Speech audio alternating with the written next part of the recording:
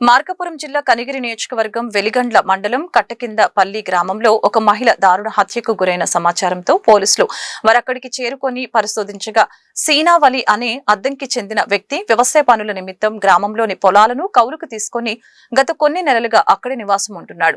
వ్యవసాయ పని నిమిత్తం వచ్చిన మహిళల్ని ఫోన్ చేసి భోజనం వండేందుకు ఇంటికి రమ్మన్నట్లుగా యజమాని పిలిచాడు కదా అని వెళ్లిన మహిళ ఎంతకు రాకపోయేసరికి సీనావలి డ్రైవర్ ఇంటికి వెళ్లి చూసేటప్పటికీ బండ్లమూడి నాగజ్యోతి అనే మహిళ రక్త గాయాలతో చనిపోయి ఉంది. సీనావలి ఇంట్లో తిరుగుతూ ఉన్నాడని స్థానికులు చెప్తున్నారు. ఇది చూసిన సీనావలి డ్రైవర్ కేకలు వేసుకుంటూ గ్రామస్తులకు విషయం తెలియపరచడంతో గ్రామస్తులు పోలీసులు వారికి సమాచారం అందించారు.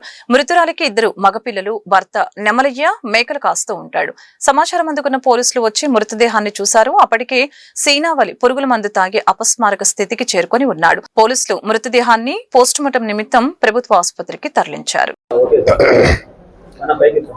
ఈ రోజు మధ్యాహ్నం సుమారు 2:30 ప్రాంతంలో వెలిగండ్ల మండలం కట్టకిందపల్లి దగ్గర షేక్ సీనావలి, బండ్లమూడి నాగజ్యోతి వీళ్ళిద్దరూ సీనావలి ఉండే ఇంట్లో చనిపోయి ఉన్నారు.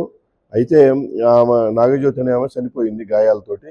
ఈ సీనావలి అనే అతను పురుగు మందు తాగి అపరమాస స్థితిలో ఉన్నాడు. వీళ్ళందరినీ మేము అక్కడికి మాకు ఇన్ఫర్మేషన్ వచ్చేసరికి ఒక 4 అట్లా అయింది. మేము వెళ్ళి సీనావలిని తీసుకుని వచ్చి మన కనిగిరి గవర్నమెంట్ హాస్పిటల్లో చేర్చాను. 5:30కి జాయిన్ చేశాను. చేస్తే ఇతను వచ్చేసి 6కి ఆ ప్రాంతంలో చనిపోయాడు. ఆ అమ్మాయి అయితే అక్కడే స్పాట్లో చనిపోవడం జరిగింది. వీళ్ళిద్దరూ ఒకటే రూఫ్ కింద ఎందుకు ఉన్నారు, ఆ అమ్మాయి ఎందుకు చనిపోయింది, ఇవన్నీ కేసు కట్టి హోమిసైడ్ కేసు కట్టి విచారణ చేస్తా ఉన్నాం. ఇతను వ్యవసాయం పనుల నిమిత్తం అక్కడ పొలాలు తీసుకుని వ్యవసాయం చేస్తున్నట్టు తెలుస్తుంది. ఓకే, ఈ విషయం మీద రేపు ఈ డెడ్ బాడీస్ 2 కనిగిరి గవర్నమెంట్ హాస్పిటల్లో ఉన్నాయి. రేపు ఇంక్వెస్ట్ చేస్తాం. తదుపరి విచారణలో అసలు విషయాలు తెలుసు.